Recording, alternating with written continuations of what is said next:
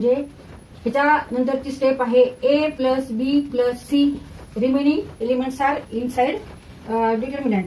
1 1 1 A B C.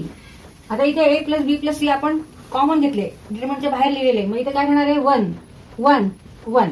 आता ही दुसरी property की जेव्हा डिटर्मिनंट मध्ये दोन कॉलम किंवा रो हे जर आयडेंटिकल असतील, सेम असतील तर त्या डिटर्मिनंटची व्हॅल्यू काय येणार आहे 0 येणार आहे. म्हणजे ह्याची व्हॅल्यू 0 असणार आहे. Therefore A plus B plus C into 0 means A plus B plus C into 0 means 0. Therefore value of this determinant is 0. तिथे आपण एक्सपान्शन फॉर्म्युला वापरला नाही. इथे आधी आपण ह्या पद्धतीने ऑपरेशन केलं. हे सुद्धा प्रॉपर्टीवरूनच केलेलं आहे आपण. Therefore answer is here 0. इथे आपण एक्सपान्शन फॉर्म्युला वापरला नाही, डिटर्मिनंटची प्रॉपर्टी वापरून.